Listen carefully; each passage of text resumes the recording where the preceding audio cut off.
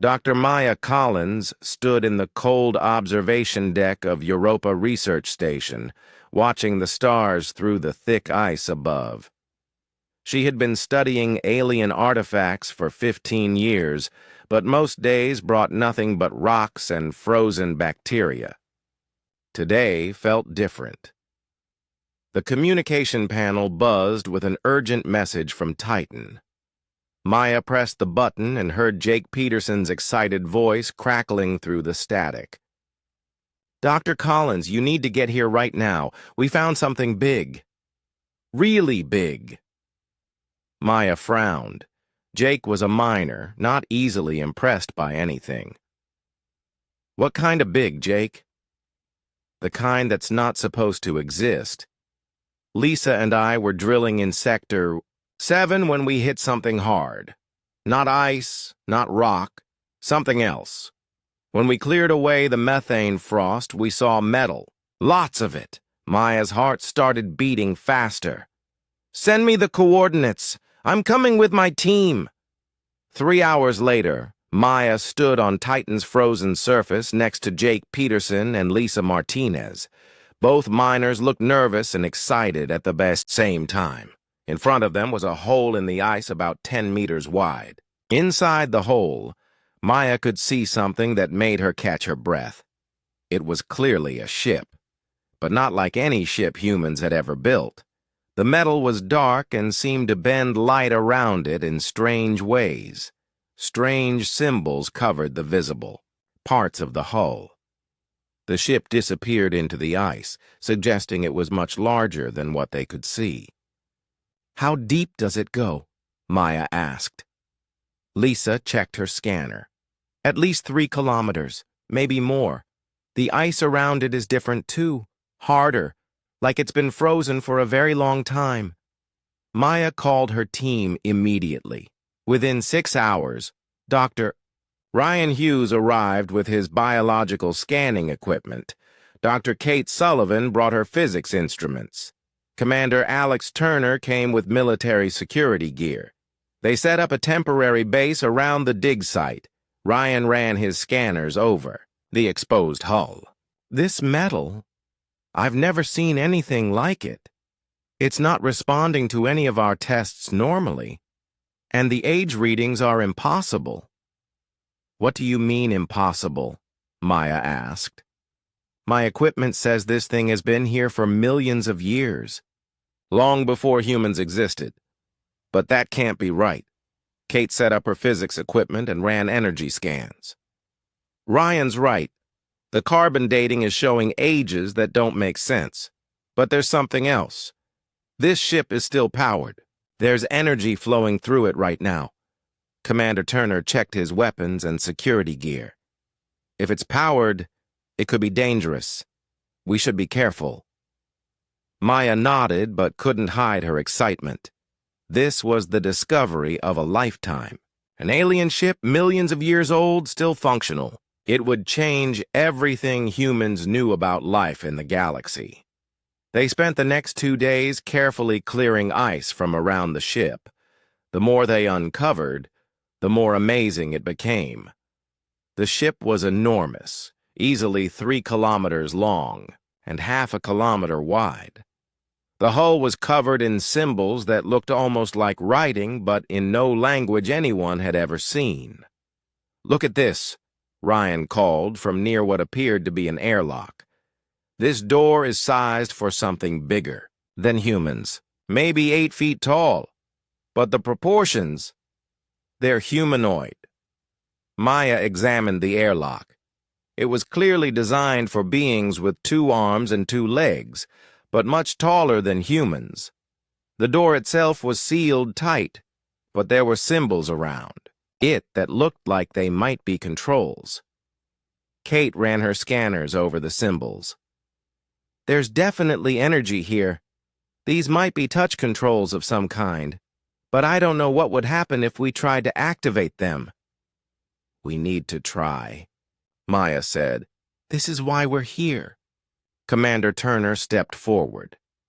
"If we're going to do this, we do it safely. Everyone stays back except Maya. If something goes wrong, we retreat immediately. Maya approached the symbols carefully. As she got closer, she noticed something strange. The symbols began to glow with a soft blue light. When she held her hand near them, the light grew brighter. "It's responding to me," she whispered. She touched the largest symbol. The door made a soft humming sound and began to open. Air rushed out of the ship, creating a small wind. But the air wasn't toxic. Kate's scanners showed it was safe to breathe. "Incredible," Ryan said. "After millions of years, this ship still has atmosphere, and it's compatible with human life." Inside the airlock, they found another door with similar controls. This one opened onto a corridor that stretched into darkness.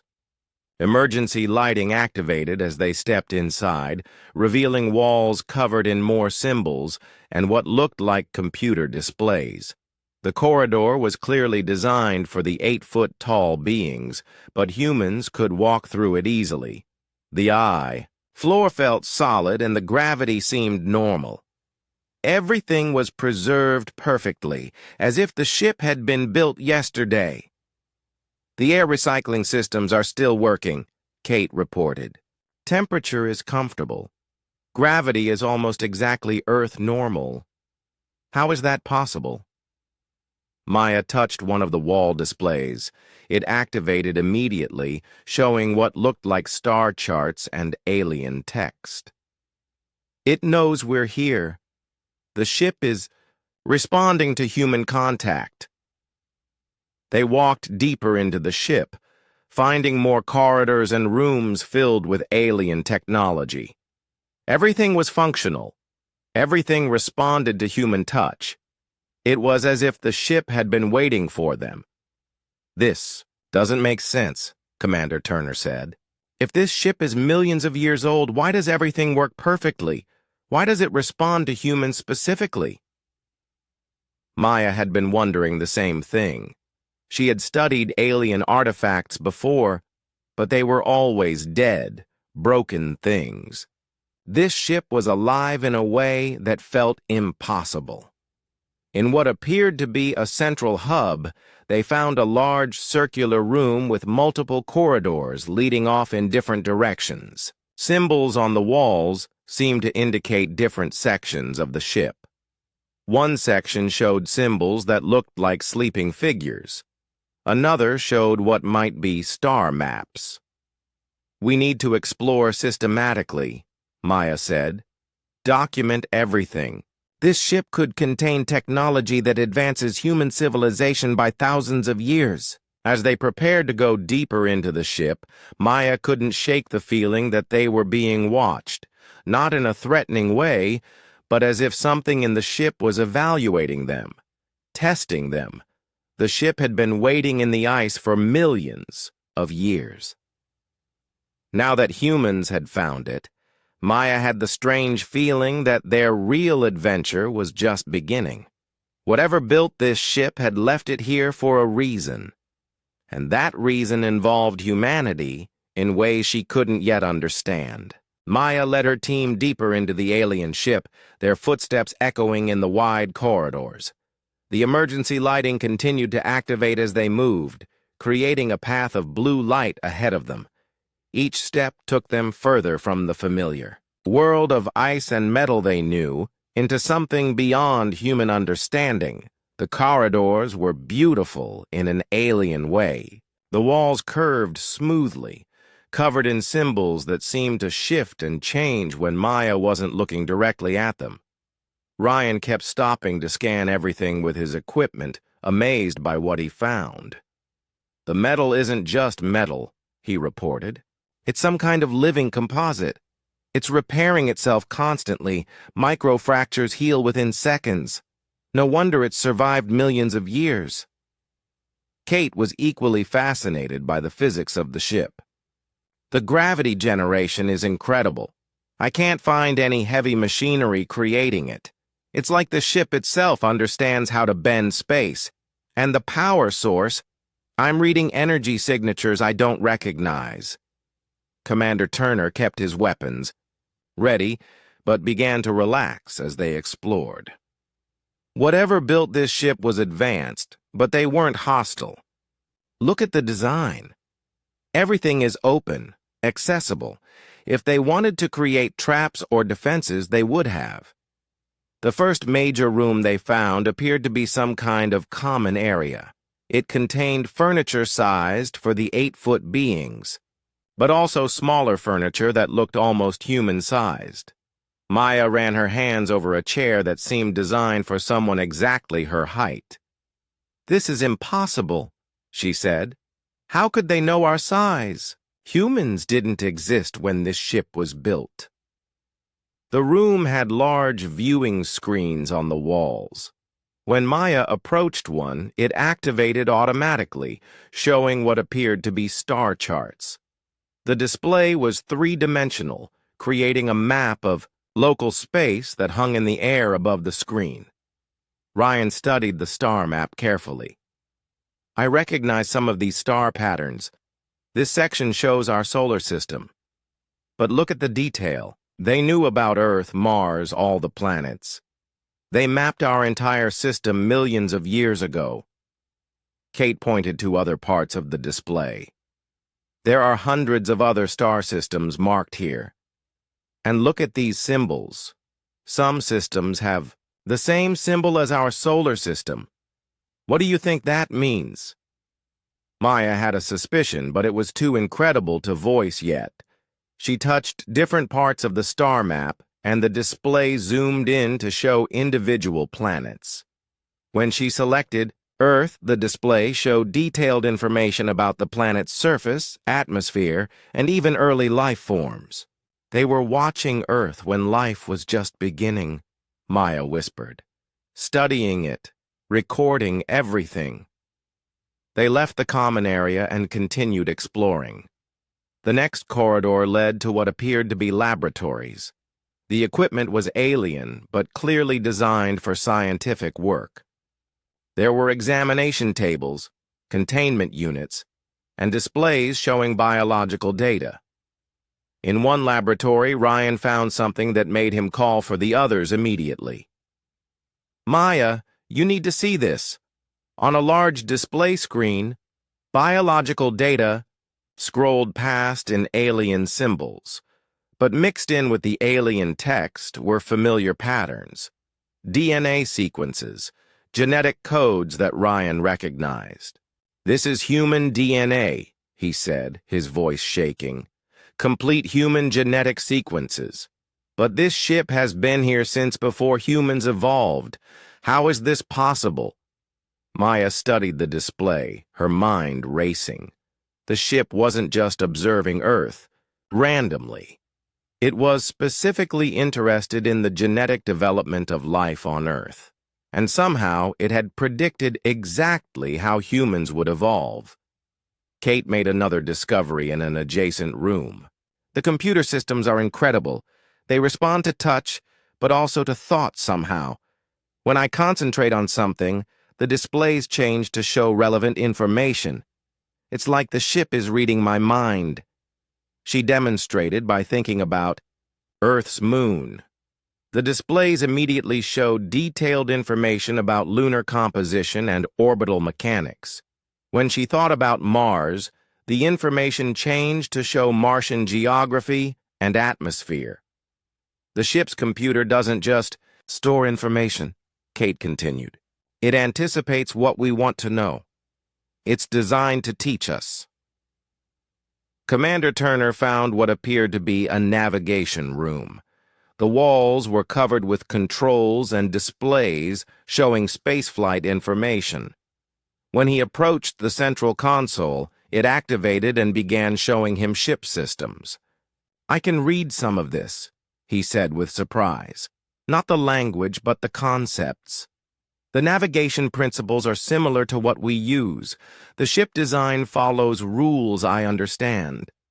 It's like whoever built this wanted to make it accessible. To humans specifically." Maya was beginning to form a theory that scared and excited her at the same time. What if this ship wasn't just observing Earth? What if it was left here specifically for us to find?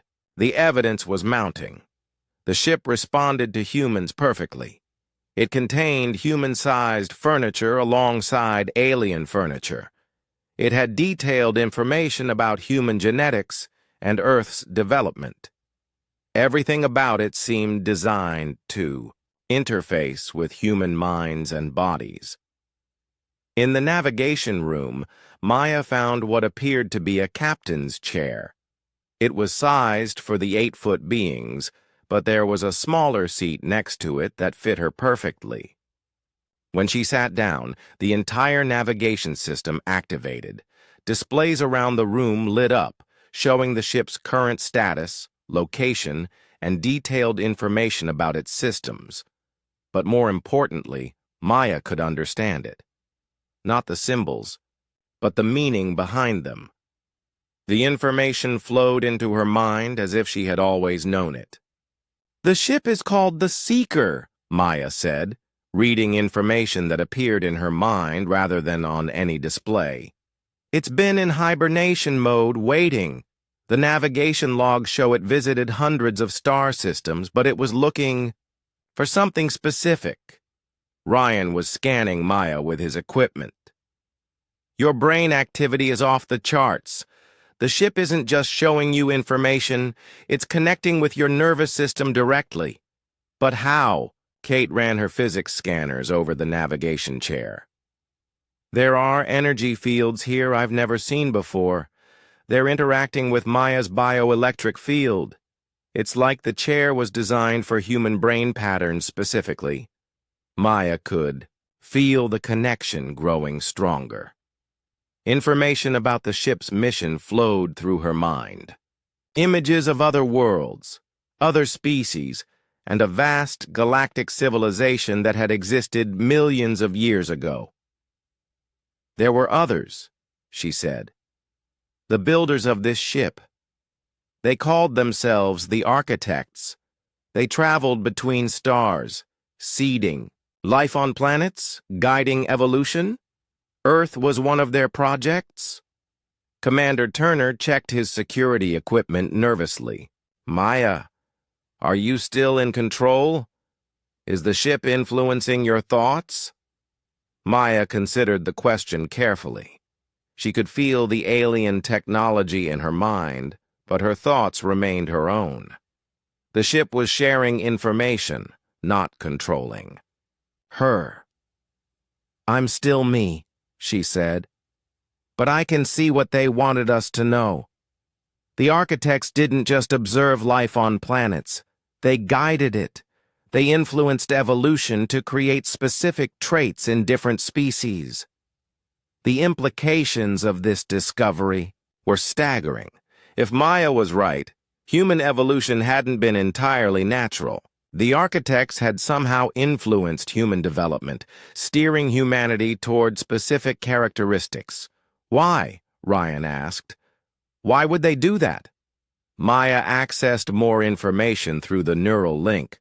What she found made her understand that their discovery of this ship was just the beginning of something much larger and more dangerous than they could have imagined. Maya disconnected from the navigation chair, her head spinning with new information.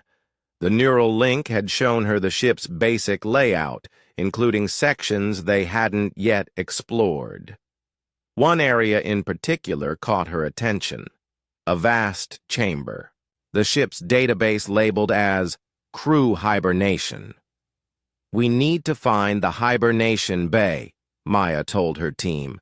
"The ship's systems indicate there might still be architects aboard." Engineer Sam Rodriguez had joined them from the Europa station, bringing additional scanning equipment. Medic Dr. Nina Walsh arrived with him, carrying biological analysis gear. Together, the expanded team made their way through the ship's corridors, following Maya's directions from the neural download. The hibernation bay was located in the ship's central section, accessible through a large corridor lined with viewing windows. As they approached, emergency lighting revealed a chamber so vast it seemed to stretch beyond their vision. "How big is this room?" Sam asked, setting up his engineering scanners. Maya checked the information in her mind. 2 kilometers long, half a kilometer wide. It contains 10,000 hibernation pods. They entered through a massive airlock designed for the 8-foot architects. Inside, the sight that greeted them was breathtaking and terrifying. Thousands of crystalline pods stretched into the distance, arranged in perfect rows. Most of the pods were dark and empty, but scattered throughout the chamber. Dozens still glowed with soft blue light. Dr. Walsh approached the nearest active pod, her medical scanners ready. Inside the transparent crystalline shell, she could see a being that was clearly not human, but recognizably humanoid. The architect was tall, perhaps 8.5 feet, with pale skin and elongated limbs. Its head was larger than human proportions, with a high forehead and closed eyes. "It's alive," Nina whispered, checking her readings. "Vital signs are slow but steady. Brain activity suggests deep hibernation, not death. Whatever preservation system they're using, it's far beyond our technology." Sam ran his engineering scans over the hibernation systems. "The power requirements for this must be enormous, but I'm not reading any strain on the ship's systems. These pods are incredibly efficient." Maya moved deeper into the chamber, guided by instincts she didn't fully understand. The neural link had given her more than just ship schematics. She felt drawn to a specific section of the hibernation bay, as if something was calling to her.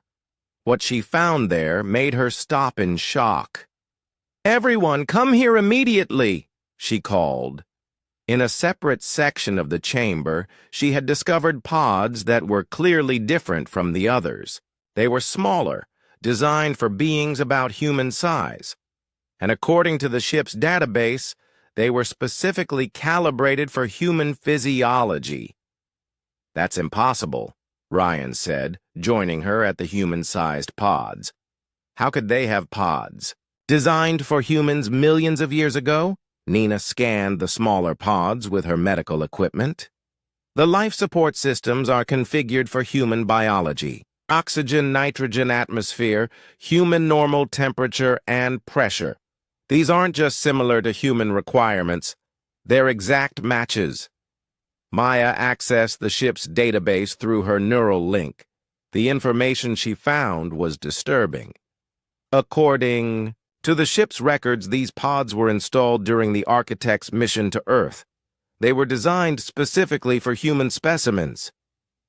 "Specimens?" Commander Turner asked, his hand moving instinctively to his weapon. "The architects didn't just observe human evolution," Maya explained. "They took samples. Human ancestors were brought aboard this ship for study and modification." Sam found the engineering records for the human pods.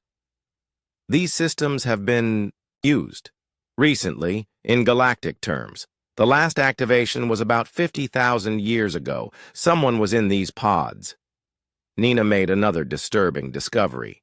"The pods aren't just for hibernation, they're modification chambers. The medical systems can alter genetics at the cellular level. Whatever was done to humans who were brought here, it changed them permanently." Maya felt the neural link pulling her toward another section of the chamber. Here she found active pods containing architects, but also something else. Mixed among the alien hibernation chambers were several human-sized pods that were still operational. "There are humans here," she said, her voice barely above a whisper. "In hibernation. They've been asleep for thousands of years." The team gathered around the active human pods. Inside, they could see beings that were clearly human, but somehow different. Taller than average, with features that seemed more refined, more perfect than normal human variation. "These aren't exactly humans," Nina observed, studying her medical scans. They're human-based, but with modifications. Enhanced muscle density, improved nervous system, expanded brain capacity. They're like humans, but upgraded. Maya accessed more information about the pod's occupants. They're volunteers, humans who were selected by the architects for genetic enhancement. They were meant to be the bridge between humanity and the architects. Ryan was studying the genetic data displayed on nearby screens. The modifications are incredible. Enhanced reflexes, improved healing, expanded cognitive abilities. But they're still fundamentally human. The architects didn't replace human nature. Ooh, they amplified it. Sam found the activation controls for the human pods. The systems are designed to wake them when specific conditions are met. And according to the computer, those conditions have just been satisfied. What conditions? Commander Turner asked. Maya felt the answer flowing through the neural link. When unmodified humans achieved space flight and found this ship, the enhanced humans were meant to wake up when we were ready to learn the truth about our species. Dr. Walsh checked the medical systems controlling the human pods. The awakening process is already beginning. These people are going to wake up within the next few hours, whether we want them to or not. The implications were staggering. Not only had the architects influenced human evolution, but they had also created enhanced versions of humanity and left them sleeping until the right moment.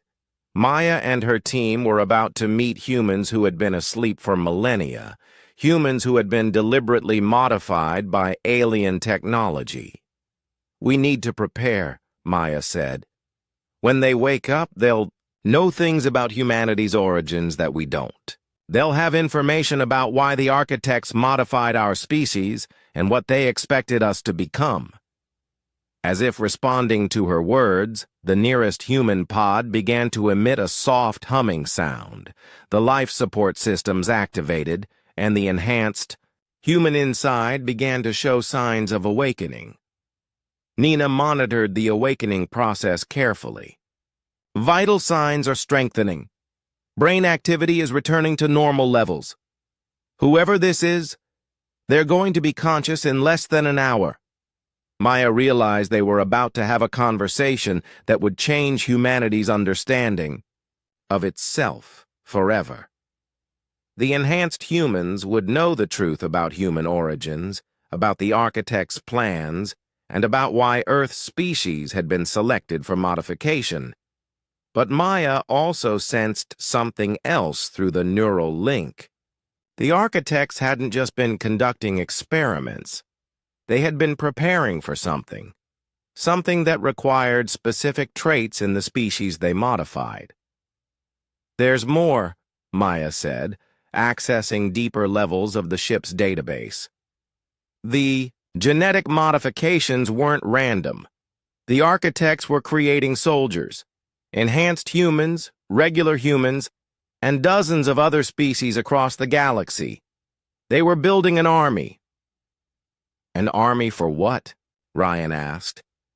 Before Maya could answer, the enhanced human in the nearest pod opened their eyes. After 50,000 years of sleep, humanity was about to meet one of its own children, modified by alien hands for purposes they were only beginning to understand. The enhanced human's eyes opened slowly, revealing irises that were a deeper blue than any natural human eye color.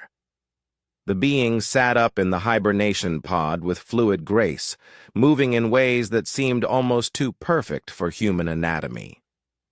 When he spoke, his voice carried an accent from no earthly language. "The children have finally come home," he said, looking directly at Maya. "I am Marcus, modified son of Earth, servant of the architects. You have questions." Dr. Walsh monitored Marcus with her medical scanners as he stepped out of the pod. His vital signs were stable but enhanced far beyond normal human ranges. Your heart rate, reflexes, Everything is operating at levels I've never seen in humans. Marcus smiled, and even that simple expression seemed more controlled and purposeful than normal human emotion. The architects improved what they found on Earth. We are what humanity was meant to become, given time and guidance. Maya felt the neural link pulling her attention toward another section of the ship. Marcus, I can access the ship's basic systems, but there's more information locked away. We need to understand what the architects were preparing us for. The data archives, Marcus nodded. Follow me. It is time for the children of Earth to learn their true heritage. The team followed Marcus through corridors they hadn't explored before. Unlike the other sections of the ship, this area seemed to pulse with additional energy. Symbols on the walls glowed brighter, and the air itself felt charged with electricity. They arrived at a massive chamber filled with crystalline data storage units that reached from floor to ceiling. Each crystal was the size of a human torso and glowed with internal light.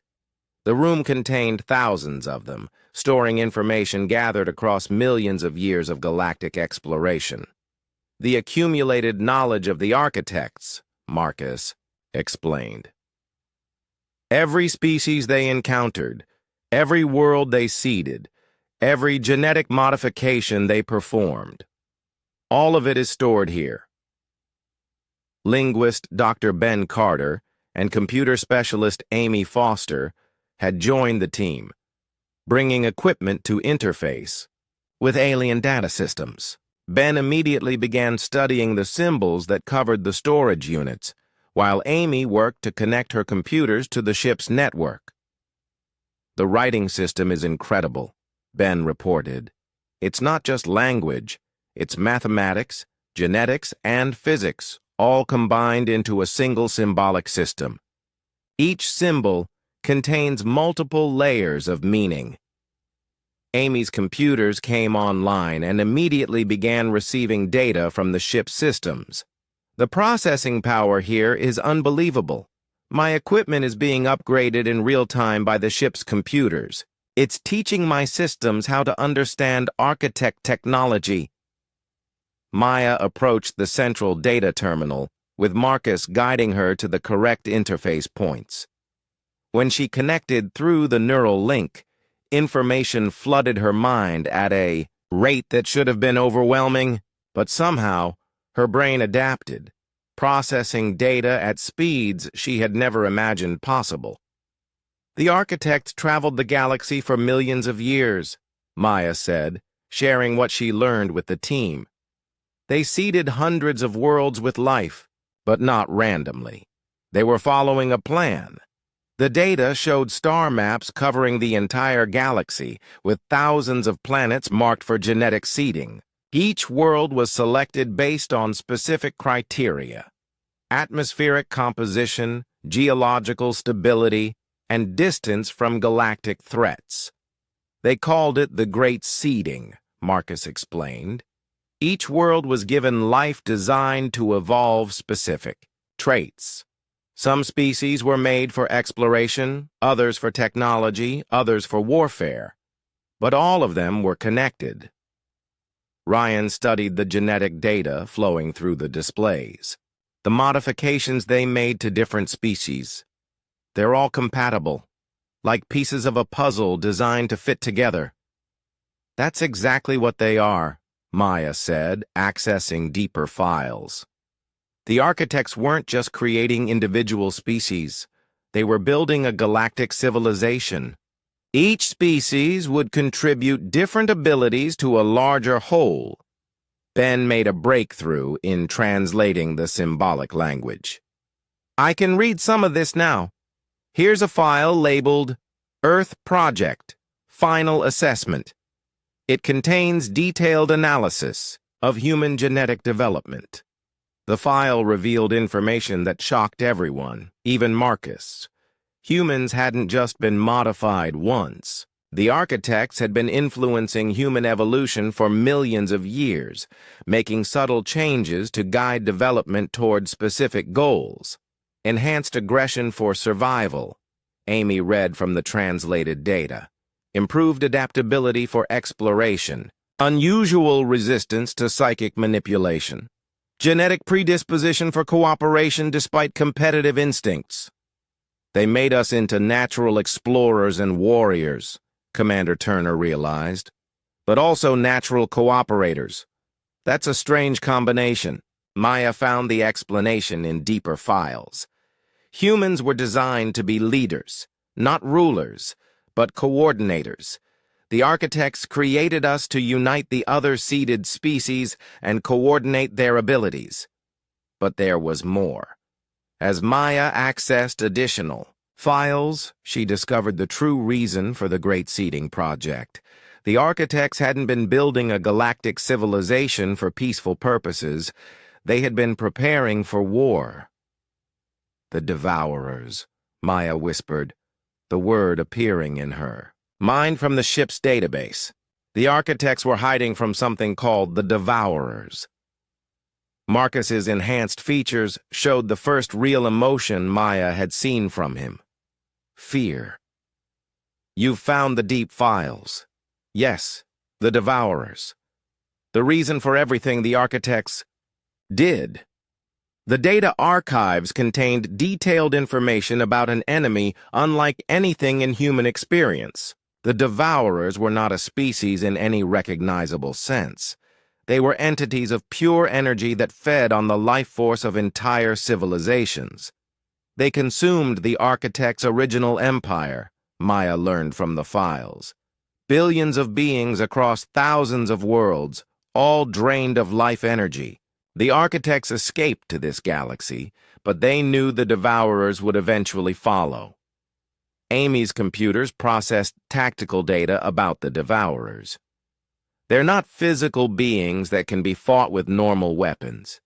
They exist as energy, patterns that can possess living creatures or drain life directly from planets. The seeded species were created as a defense, Marcus explained. Each species was given specific abilities needed to fight energy-based enemies. But the Devourers had one weakness the architects discovered. Maya found the crucial information. Psychic resistance. The Devourers control their victims through mental domination. Species that could resist psychic attack could fight them effectively. And humans have the strongest psychic resistance of any species the architects created, Ben realized, studying the genetic data. That's why we were designed as leaders. We're immune to the Devourer's primary weapon. The scope of the revelation was overwhelming. Humanity's entire evolutionary history had been guided toward creating a species capable of leading a galactic war against energy-based entities that consumed life itself. Dr. Carter found additional files that contained even more disturbing information. According to this data, the Devourers have already begun moving toward this galaxy. The architects calculated they would arrive sometime in the next 50 Earth years. Maya felt the neural link pulling her toward one final set of files. What? She found there changed everything she thought she knew about the current situation. The ship detecting us wasn't an accident, she said.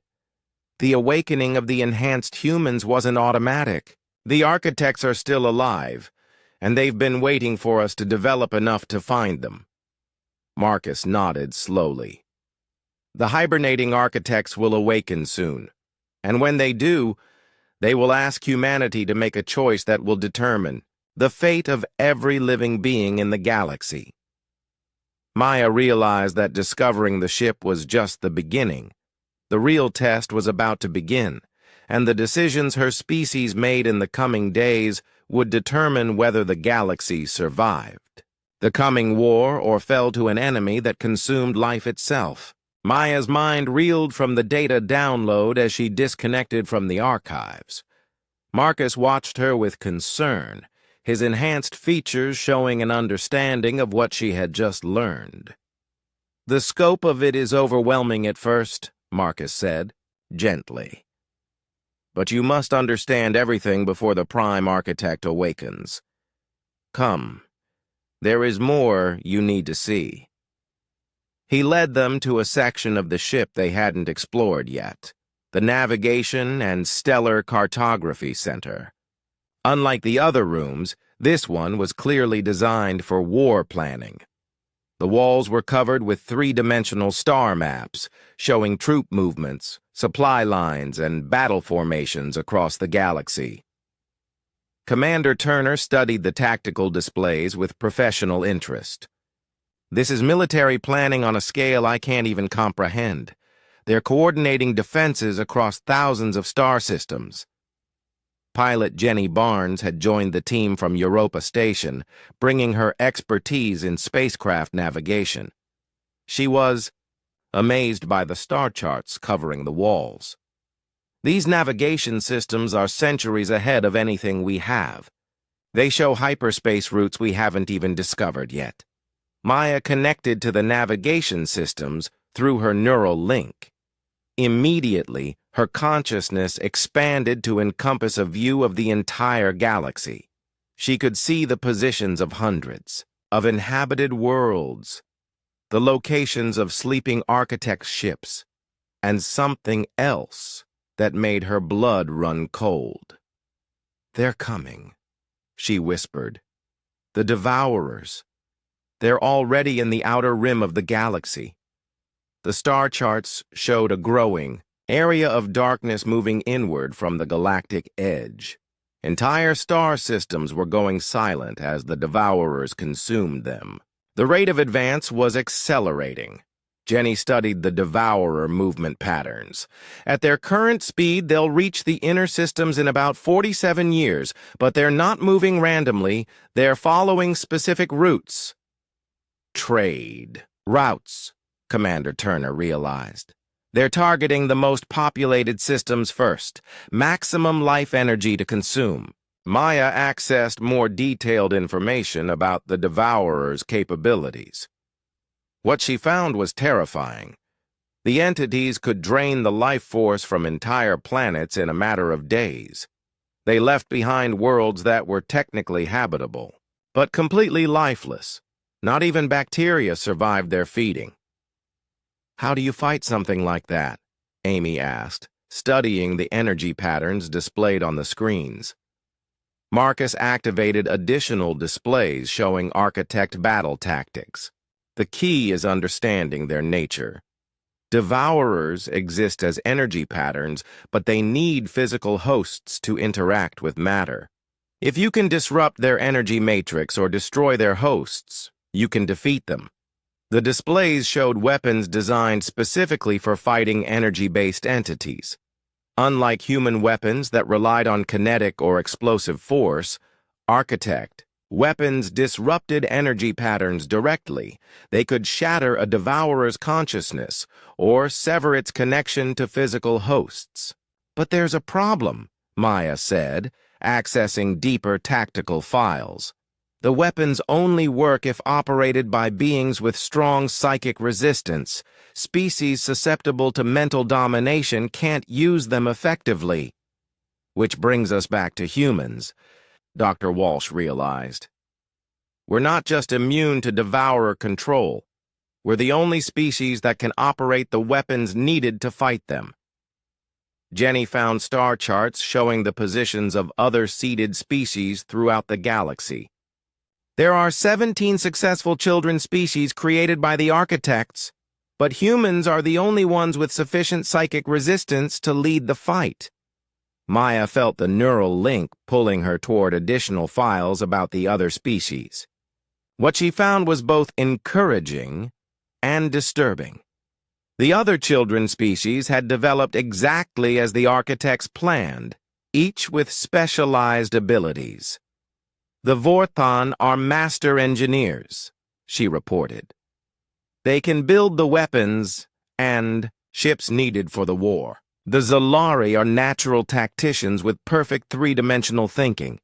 The Keth are capable of surviving in any environment.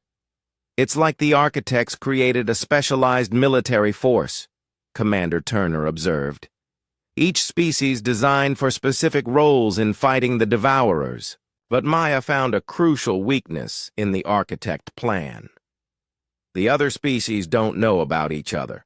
They've developed in isolation, believing they're alone in the galaxy.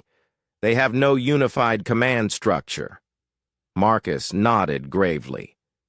That's why the architects created humans as leaders. You have the psychic resistance to use the weapons, but more importantly, you have the social instincts to unite different species under common purpose. Amy discovered additional problems with the plan. According to these files, several of the children species have developed aggressive, territorial behaviors. They're not going to cooperate easily. Some have become militaristic empires, Jenny added, studying the star charts. Others have isolated themselves completely. A few seem to have destroyed themselves through warfare. Maya accessed the most recent intelligence about the children species. The news was mixed. Some had achieved spaceflight and were expanding across their local star systems. Others had stagnated or regressed. A few had developed technologies that rivaled the architects themselves. The Kaleth Empire controls 47 star systems and is actively expanding, Maya reported. They've developed weapons that could threaten other children species. The Mirathi have achieved faster than light, travel but refuse all contact with other species, Commander Turner read from another display. They consider themselves superior to all other life forms. Dr. Carter found the most disturbing information. The Thrain have discovered architect ruins and reverse-engineered some of the technology. They're using architect weapons to conquer other worlds. Maya realized the scope of the challenge facing humanity. Not only did they need to unite 17 different species to fight the Devourers, but some of those species had become threats in their own right. How are we supposed to convince hostile empires to work together? Jenny asked. Some of these species see cooperation as weakness. Marcus activated a display showing human expansion from Earth. The architects chose humans as leaders because of unique traits. You can be warriors when necessary, but you prefer cooperation to conquest. You adapt to other cultures instead of destroying them. Maya found files containing detailed psychological profiles of each children species. The architects had analyzed their social structures, motivations, and likely responses to contact with other species.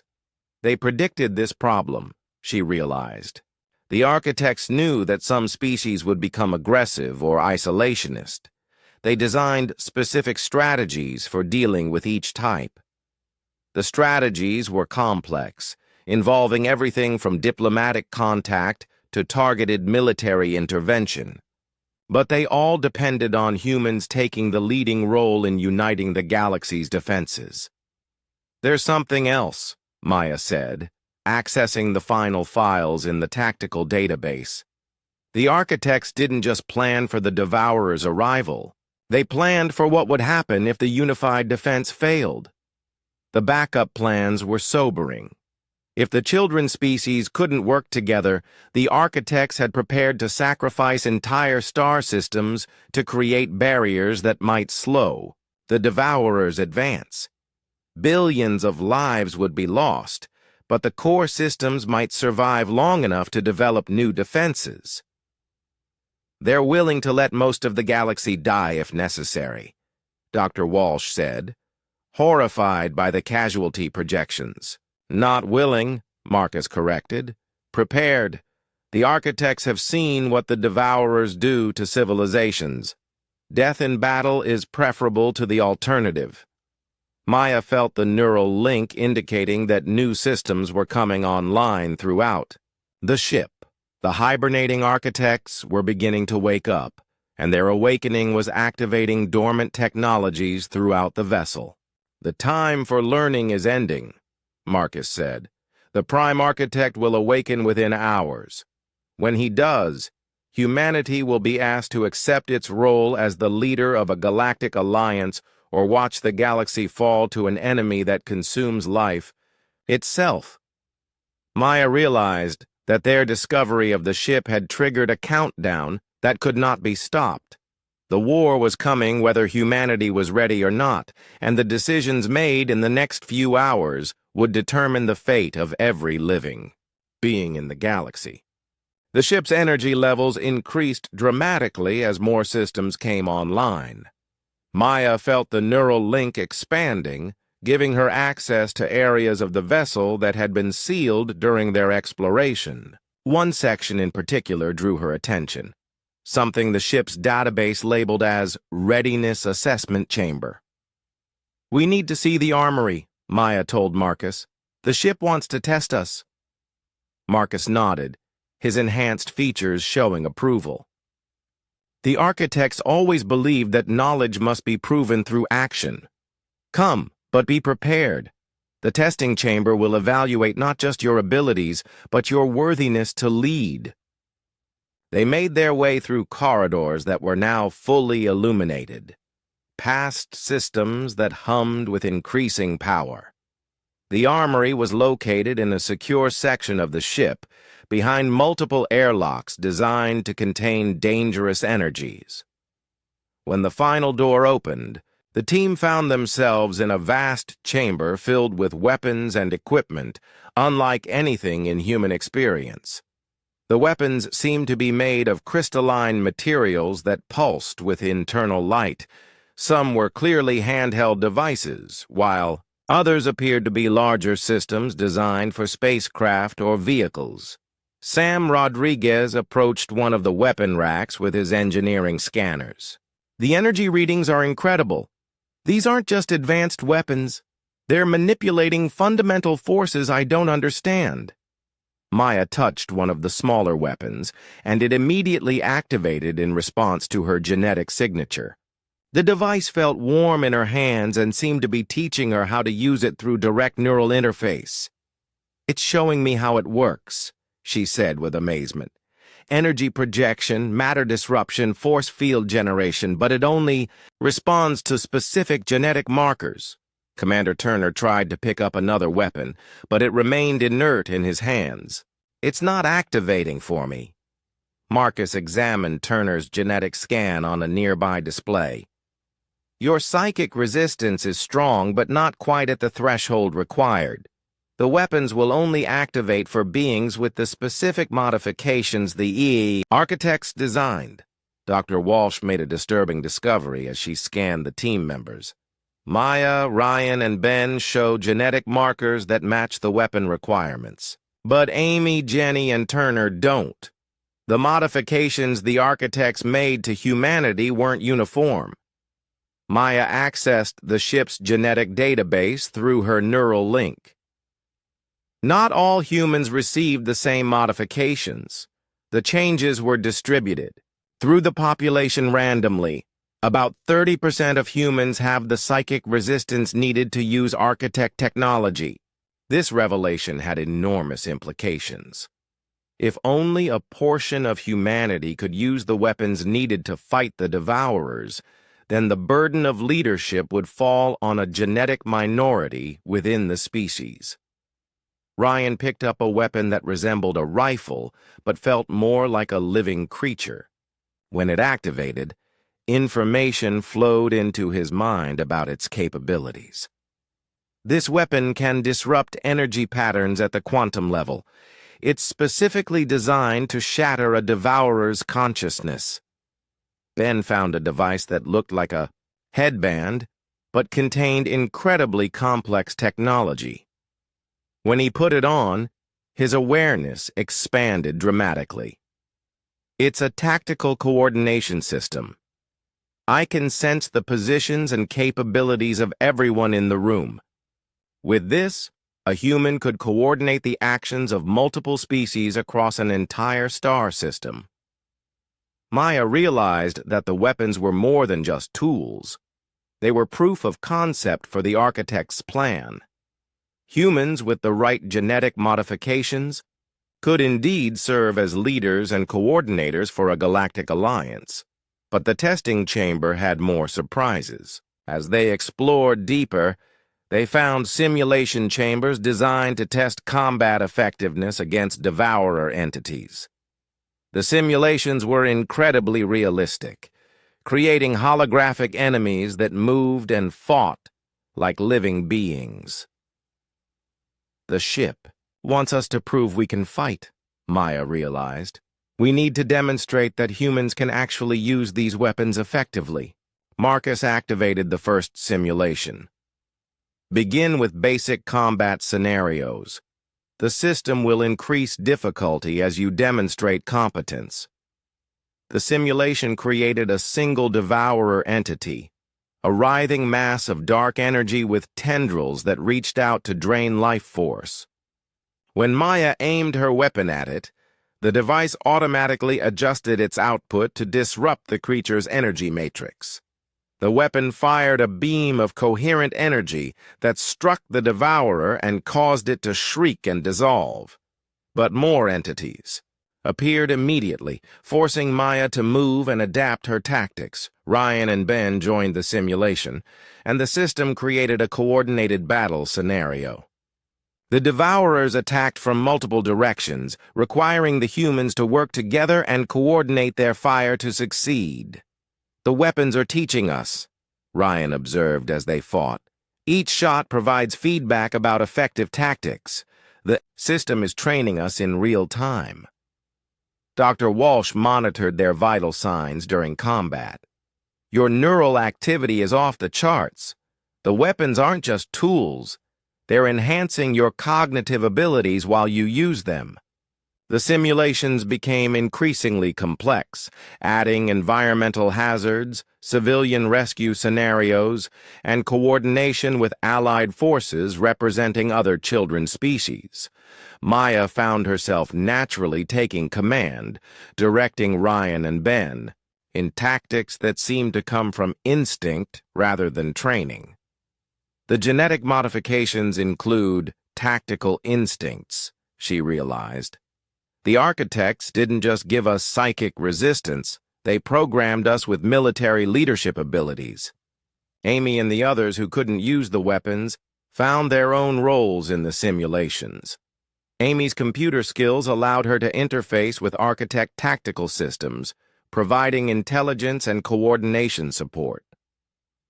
Commander Turner's military experience proved invaluable in planning strategies that maximized the effectiveness of the enhanced humans.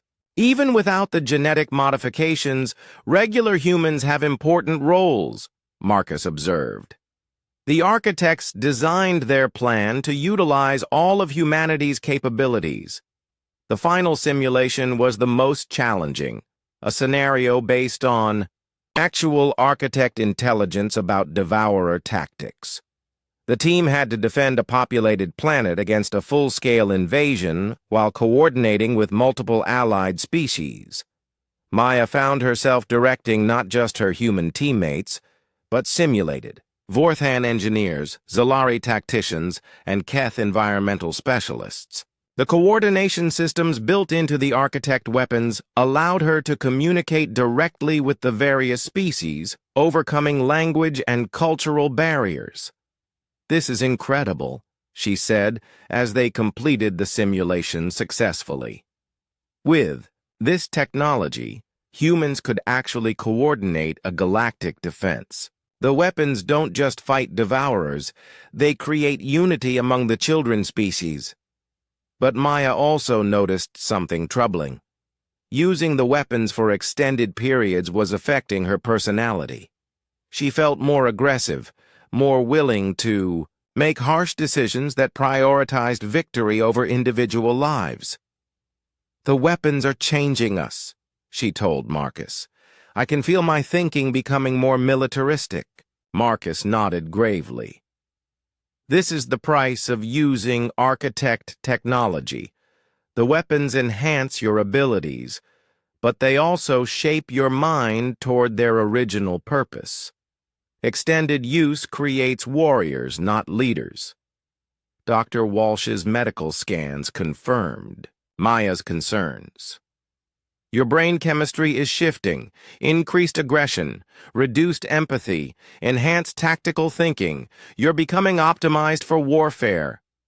Maya realized this was the true test the ship was conducting, not just whether humans could use the weapons, but whether they could maintain their essential humanity while doing so. The architects faced this same choice. She understood. They could become perfect warriors, but only by sacrificing what made them who they were. The testing chamber displayed final assessment results. Humans were indeed capable of using architect weapons effectively and coordinating galactic defenses, but the cost would be fundamental changes to human nature. As Maya set down her weapon, she felt her normal personality reasserting itself.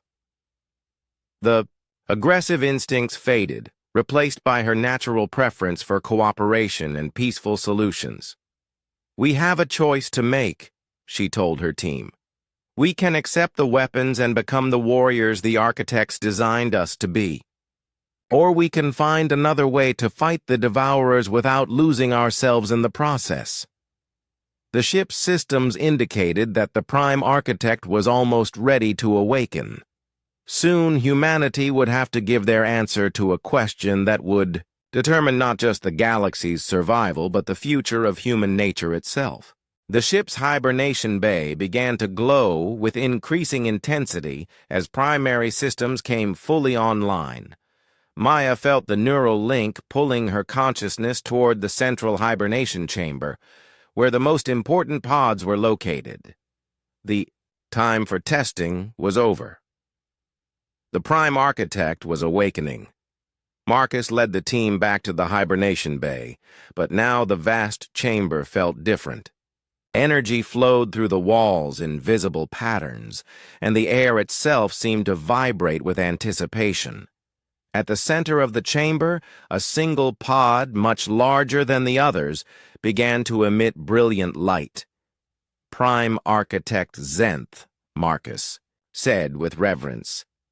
"The leader of this expedition, architect of the great seeding, designer of humanity's genetic modifications.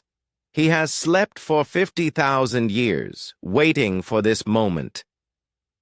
Dr. Walsh monitored the awakening process with her medical equipment.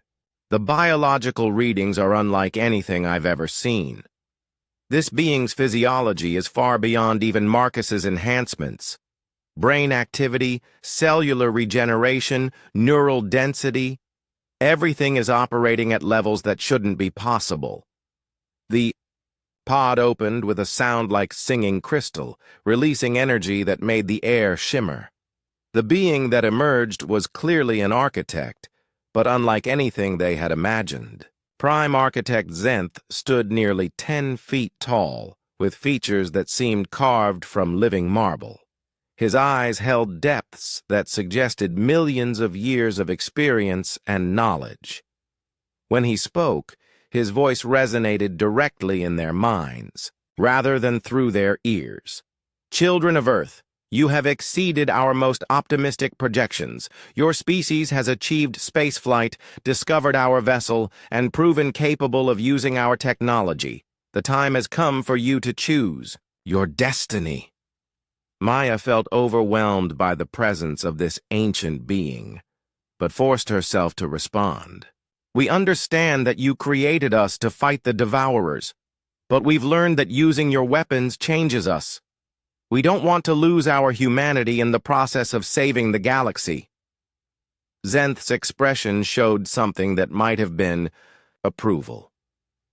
"Wisdom beyond your years, child. You understand the fundamental dilemma we faced. Come, let me show you the full scope of what we ask."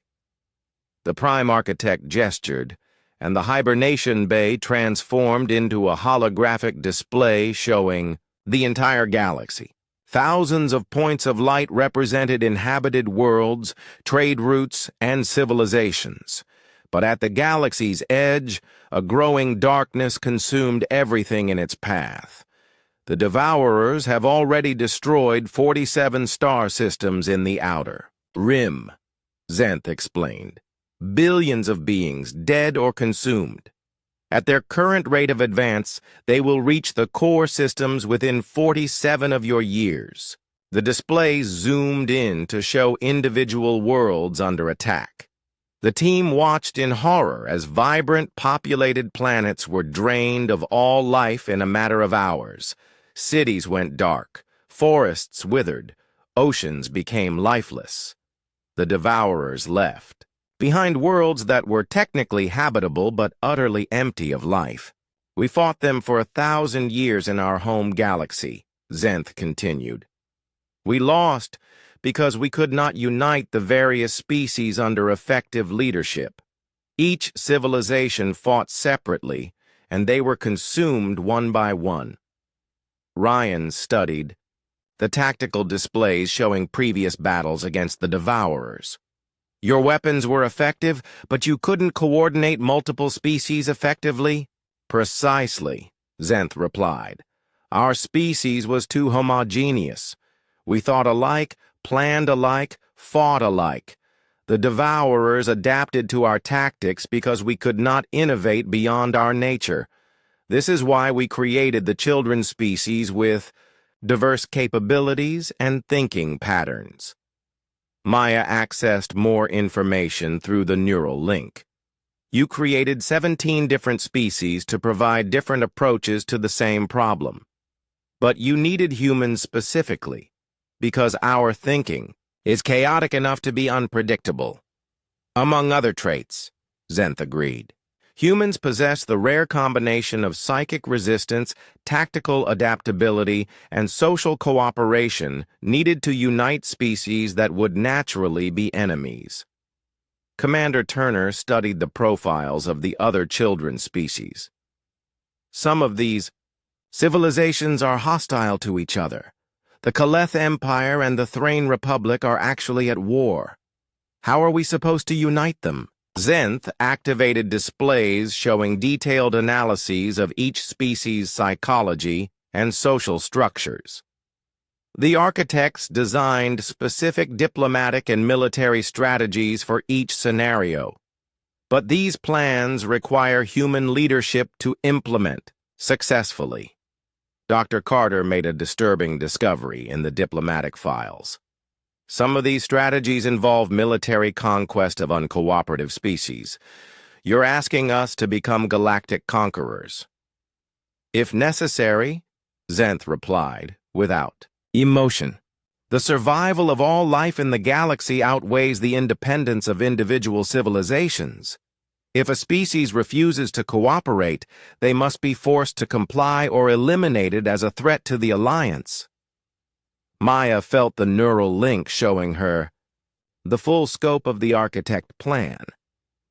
It wasn't just about fighting the Devourers, it was about creating a galactic empire under human leadership, with all other species subordinate to human authority. This isn't cooperation, she realized. You want us to become galactic dictators. Zenth's expression remained unchanged. We want you to become whatever is necessary to save life in this galaxy. The Devourers do not negotiate. They do not show mercy. They consume everything they encounter. Only absolute unity under single leadership can provide effective resistance. Amy discovered additional files about the transformation process. The genetic modifications you're offering aren't just enhancements, they're fundamental changes to human nature. You want to remove our capacity for doubt, empathy, and independent thought. We want to remove the weaknesses that led to our defeat, Zenth corrected. Doubt creates hesitation. Empathy creates mercy for enemies. Independent thought creates dissent that weakens unity. Maya realized they were being offered a choice between two forms of extinction. Either humanity would be consumed by the Devourers, or humanity would cease to exist as a species by becoming something else entirely. What happened to your own people? She asked. Where are the original architects? For the first time, Zenth showed emotion, a fleeting expression of loss. We made the transformations we now offer you. We became perfect warriors, perfect leaders, perfect strategists, but we also became machines. We lost our creativity, our joy, our capacity for growth. We saved our bodies, but lost our souls. Dr. Walsh understood the implications. That's why you've been in hibernation. You can't adapt or innovate anymore. You need younger species to provide the creativity you've lost. The transformed architects are effective but static, Zenth admitted. We can maintain what exists, but we cannot create anything new. This is why the children species were necessary, to provide the innovation and adaptability we sacrificed. Maya felt the weight of the decision facing humanity. Accept the transformations and save the galaxy while losing their essential nature, or refuse and watch billions of beings die to the devourers. But through the neural link, she sensed something else.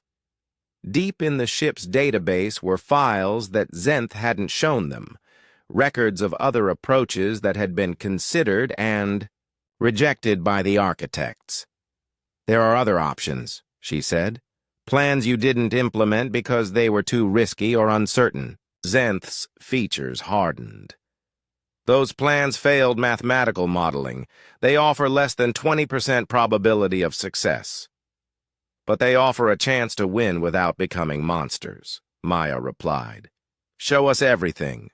Let humanity make an informed choice about our future and the galaxy's fate. The Prime Architect considered her request for a long moment.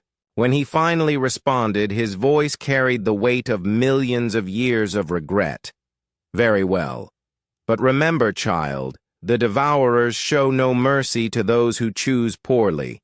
If you reject our proven methods and fail, the death of every living being in this galaxy will be your responsibility. Dr. Collins led the first attempt at devourer contact using a combination of architect technology and human intuition. When they encountered the first devourer entities at the galaxy's edge, instead of attacking, they broadcast mathematical sequences showing the growth patterns of life. The devourers' response was unexpected. They stopped their advance and began broadcasting their own mathematical patterns, equations showing energy flow, entropy, and cosmic cycles. They're not just destroyers, Maya realized during the first successful communication. They're gardeners. They consume dying civilizations to prevent them from stagnating and blocking new life from emerging. The revelation changed everything. The devourers weren't malevolent. They were part of a cosmic cycle that prevented the universe from becoming stagnant. But they had never encountered a civilization that could grow and adapt indefinitely. Humanity's choice to preserve their capacity for change while gaining new capabilities fascinated the devourers. For the first time in cosmic history, they found a civilization worth preserving rather than consuming. The final agreement established new principles for galactic civilization. Species that continued to grow and innovate would be protected. Those that stagnated would be given opportunities to revitalize themselves. The devourers would serve as cosmic pruners, removing only those civilizations that chose stagnation over growth. Maya stood on the observation deck of the new human flagship, watching as ships from 17 different species worked together to build the galaxy's first truly cooperative civilization. The architects remained as advisors, their ancient knowledge balanced by younger species innovation. Zenth approached her as she watched the construction efforts. Your species exceeded all our calculations, he admitted. We preserved life, but lost the ability to truly live. You found a way to preserve both. Maya smiled, watching human children play with young beings from a dozen other species in the ship's recreation areas. That's because we learned something the architects forgot. The greatest strength isn't perfection. It's the ability to keep growing, keep changing, keep becoming something better. Maya stood before the assembled world leaders in the emergency session of the United Earth Council. Behind her, holographic displays showed the alien ship, the hibernating architects, and the approaching devourer threat. Prime Architect Zenth had agreed to address humanity's leadership directly, his towering form casting an imposing shadow over the assembly. "The choice before your species is simple," Zenth explained to the gathered representatives. "Accept the genetic modifications that will make you perfect galactic leaders, or watch your galaxy be consumed by entities that view all life as food." President Martinez of the Americas leaned forward. "You're asking us to fundamentally change what it means to be human. Can you guarantee that we'll still be ourselves after these modifications?" "You will be better than yourselves," Zenth replied. "Stronger, smarter, more decisive, free from the weaknesses that cause doubt and hesitation in critical moments." Prime Minister Chen of the Asian Federation studied the tactical displays. "The alternative plans you mentioned. What are the specifics?" Maya accessed the ship's database through her neural link, downloading the rejected strategies that the architects had considered but abandoned. "There are three main alternatives. First, we could attempt to evacuate threatened populations to fortified core systems and fight a defensive war. Second, we could focus on technological development to create new weapons the Devourers haven't encountered. Third, we could attempt to communicate with the Devourers and negotiate some form of coexistence." Chancellor Weber of the European Union frowned. "What are the success probabilities for these alternatives?" "Evacuation strategy, 12%. Technological development, 18%. Diplomatic contact, less than 5%, Zenth stated flatly. "Our proven approach offers 87% probability of saving at least 60% of galactic civilization." Dr. Collins, representing the scientific community, stood to address the assembly. "There's something the Prime Architect isn't telling you. I've accessed their historical records. The architects tried their proven approach in their home galaxy. They won the war, but at a cost that destroyed their civilization's soul. We saved our species," Zenth countered. "We preserved our knowledge and technology. That is what matters." Maya felt compelled to share what she had learned through the neural link. The transformed architects became incapable of joy, creativity, or personal connection. They exist, but they don't truly live. Is that the future we want for humanity? Director Okafor of the African Coalition raised a crucial point. "What about the other children's species? Have you presented them with the same choice?" Zenth's expression showed mild surprise. "The other species lack humanity's unique combination of traits. They will serve supporting roles in the Galactic Alliance under human leadership." "You mean they'll be our subordinates?" Maya clarified. "You want humans to rule over 17 other species without their consent?" The implications of this revelation rippled through the assembly. Humanity wasn't just being asked to transform themselves. They were being asked to become galactic overlords. Representative Johnson from the Pacific Islands stood up. "What if we refuse? What if we choose to fight the Devourers without accepting your modifications?" "Then you will fail," Zenth stated. "And when your species is consumed, the Devourers will continue to the next galaxy, destroying everything in their path." Eventually, they will consume all life in the universe. Maya had been studying the alternative plans in detail, and she had an idea that none of the architects had considered. There's a fourth option. What if we don't try to fight the devourers at all? What if we try to understand them? Xanth's features showed the first real emotion they had seen from him: shock. Understand them. They are destroyers of life. There is nothing to understand. But what if they're not evil? Maya continued. What if they're just trying to survive like every other species? The architects never attempted to study devourer psychology or motivations.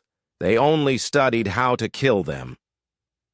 Dr. Hughes, who had been analyzing the biological data about devourers, supported Maya's theory. Energy-based entities would have completely different needs and perspectives than physical beings. What we interpret as malevolent consumption might be natural behavior for their species. Prime Minister Chen looked intrigued. Are you suggesting diplomatic contact might actually be possible? Maya accessed deeper files in the ship's database. The architects were so focused on military solutions that they never seriously attempted communication.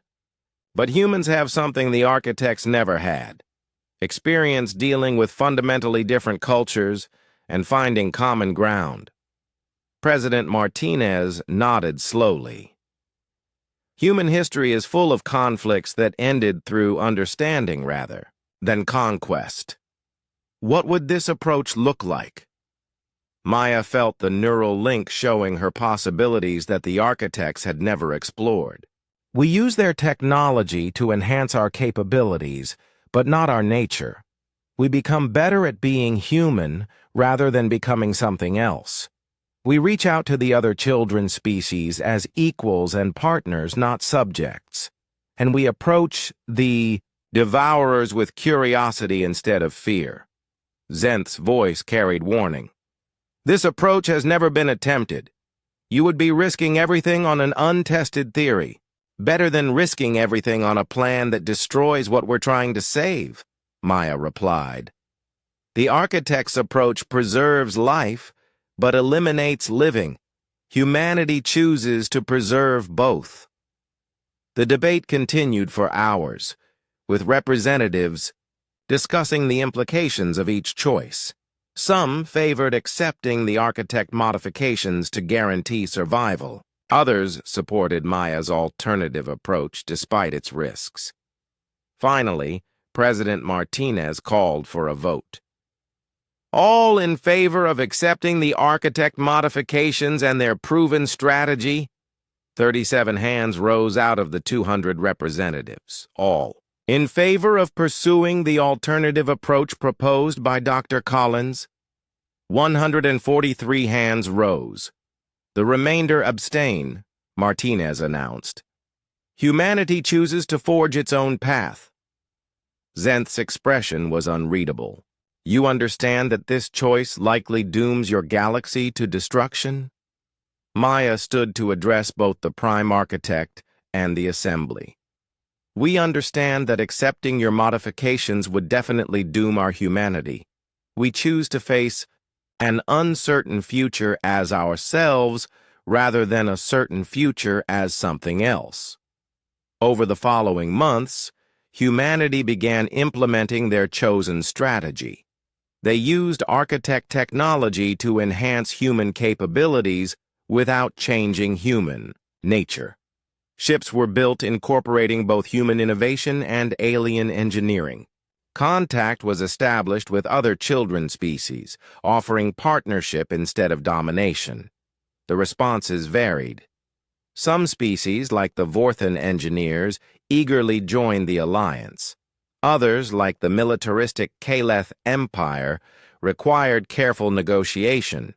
A few hostile species were convinced to cooperate only after humanity demonstrated both the capability to fight them and the preference not to. Most surprisingly, several species contributed ideas that the architects had never considered. The Zalari suggested communication attempts with the Devourers using mathematical concepts instead of language. The Marathi proposed technological solutions that combine the innovations of multiple species.